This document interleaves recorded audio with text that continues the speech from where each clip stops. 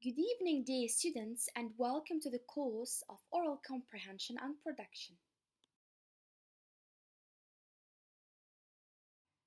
This is Dr. Wiam KAMECHE, an Assistant Professor Class B at the Department of English, Faculty of Foreign Languages at the University of Algiers too.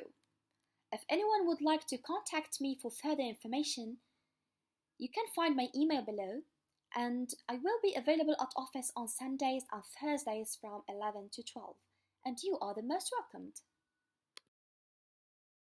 Today's lecture is about critical thinking. So, according to you, what is critical thinking?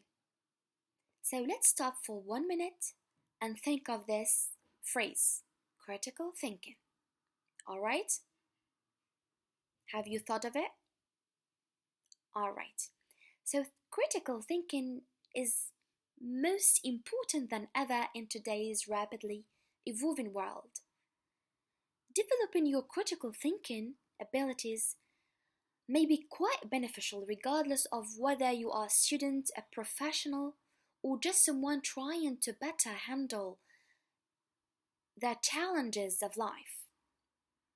Critical thinking enables us to think critically, weigh the facts, and draw logical conclusions. So to think critically means to think wisely and clearly. More specifically, the term critical thinking can be defined as a broad range of cognitive abilities and intellectual dispositions required to recognize, assess, and evaluate arguments and truth claims. To recognize and overcome one's own biases and preconceptions. To develop and present compelling arguments in support of conclusions and to make logical, well-informed decisions about what to believe and what to do. Critical thinking is a methodical thought guided by well-defined intellectual principles, which are clarity, precision, accuracy, relevance, consistency, logical correctness, completeness, and fairness. For clarity, critical thinkers aim for optimal mental clarity in addition to linguistic clarity. As self-help materials frequently tell us, in order to accomplish our own objectives in life, we must have a clear knowledge of our priorities and goals, an accurate assessment of our skills, and a clear awareness of the possibilities and challenges we encounter. Clarity of mind must be valued and sought after if we are to attain such self-awareness. For precision, critical thinkers are aware of how crucial accurate thinking is to everyday life. They recognize that it is frequently important to insist on specific answers to specific questions to cut through the ambiguities and uncertainties that surround many common problems and issues. For instance, what precisely is the difficulty we are facing? What are the options exactly? What are the specific benefits and drawbacks of each option? So we are only genuinely critical thinkers when we consistently strive for such precision. For accuracy, critical thinkers care about accurate, timely information, not just the truth. As customers, citizens, workers, and parents, they endeavor to make the best decisions possible. They never cease learning, developing, and inquiring. Following Socrates' famous declaration that is, the unexamined life is not worth living. For relevance, the question of relevance is actually about connections. When engaging in a conversation or debate, it is important to focus on relevant ideas, information.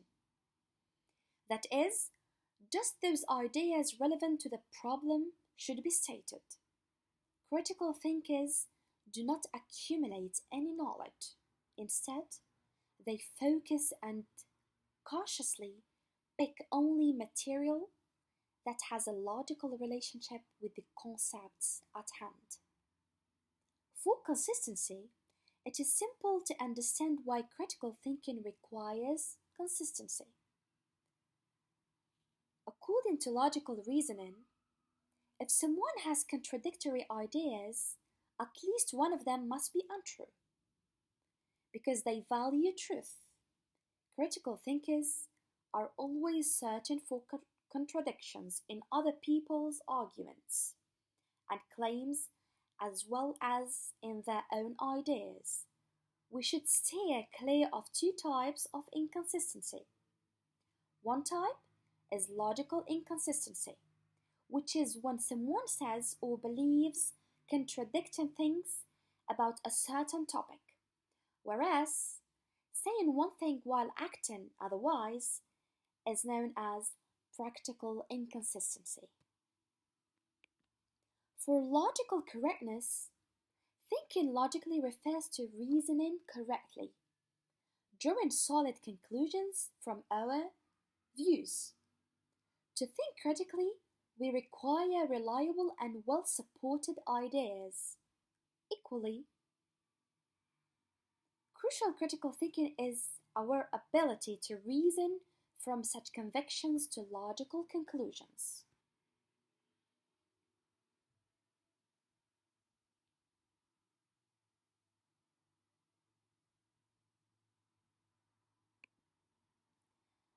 As for completeness, we naturally favor deep and comprehensive thought over shallow and surface level thinking in the majority of situations. Of course, there are situations in which a detailed explanation of a topic is either unfeasible or unsuitable. For instance, nobody would anticipate a brief newspaper editorial that covered the ethics of the right to self-determination in such a comprehensive manner. Nevertheless, deep thought is superior to shallow thinking, and thorough thinking is superior to superficial thinking. Last but not least, fairness. Critical thinking requires that we think fairly, of course, that is, open-minded and biased and devoid of distorting prejudices and assumptions. This can be quite tough to do. Even a cursory understanding of history and the social sciences reveals that individuals are frequently predisposed to reject novel ideas, prejudice problems, stereotype foreigners, and link truth with their personal gain or the interests of their country or community. So let's stop here and think, who is a critical thinker? So take a minute and think of it. Alright? Who has developed critical thinking skills will be able to collect and evaluate pertinent data using abstract concepts to interpret it efficiently. He would be receptive to different views or viewpoints and accept critiques of presumptions and ideas. Instead of basing their opinions on their own inclinations or self-interest, they should base them on facts and data. They should be aware of how egocentrism, sociocentrism, wishful thinking, and other obstacles can distort critical thinking. They should arrive at rational conclusions and recommendations while assessing them against appropriate guidelines and standards. They should think openly within alternative approaches to thought, recognizing and evaluating the assumptions, implications, and practical effects as needed. And they seamlessly interact with others to solve challenging issues. After discussing some of the fundamental intellectual principles that underpin critical thinking, such as accuracy and clarity, let's take a look at the benefits of critical thinking. So first, critical thinking in classroom and its benefits. Students who take a critical thinking course get a number of abilities that can significantly enhance their success in the classroom, such as developing and maintaining one's own solid arguments and ideas, comprehending and critically assessing the points of view of others. Second, critical thinking in the workplace and its benefits. Actually, employers are more and more seeking for workers who can solve problems, think creatively, gather and analyze information, draw reasonable conclusions from data, and express their ideas clearly and effectively. Instead of seeking for workers with very specialized professional knowledge, since this knowledge is often best acquired on a job.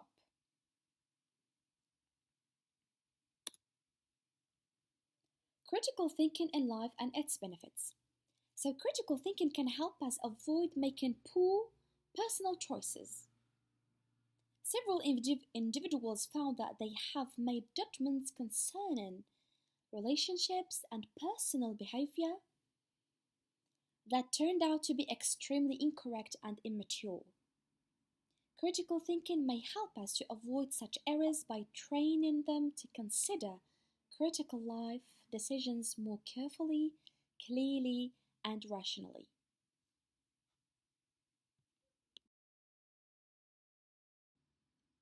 As a conclusion, it can be said that critical thinking is self-directed, self-disciplined, self-monitored, and self-corrective. It necessitates careful mastery of the application and strict criteria of quality. It requires the ability to solve problems and communicate effectively, as well as a dedication to overcoming our innate sociocentrism and egocentrism.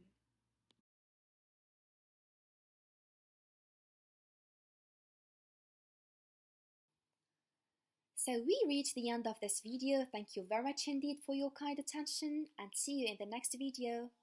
Goodbye.